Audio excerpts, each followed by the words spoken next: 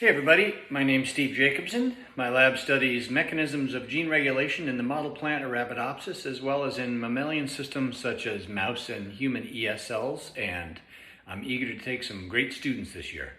Historically, our lab has been best known for discovering some of the major mechanisms behind the establishment and maintenance of DNA methylation in both plants and animals. And this work was mainly driven initially by genetic screens, which picked up the major factors, followed by lots of genomics and bioinformatics, biochemistry, and ultimately structural biology. And at this point, we have a pretty good handle on these mechanisms. More recently, the lab has turned to understanding the mechanisms that act downstream of DNA methylation. And in the past few years, for instance, we've discovered a complex of proteins that binds to DNA methylation on small transposons near genes and actually causes gene activation of the adjacent genes. We think this mechanism may have evolved to allow genes to better tolerate nearby transposons and take advantage of the evolutionary diversity that these transposons provide.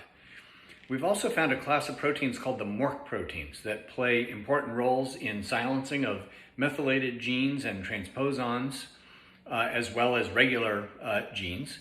And it's conserved in Arabidopsis, mammals, and other animals. And we actually have projects active in plants, mouse, human cells, and C. elegans to understand these interesting proteins.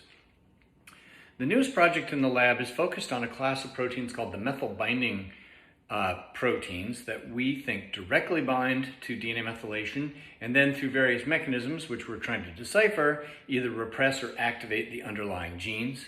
And my most recent graduate students are all studying these proteins: Lucia Ichino, Brandon Boone, and Shuya Wong. Along with this mechanistic work, my lab also does a lot of genomics and computational biology. I also direct the Broad stem cell sequencing core, so we have access to cutting edge techniques.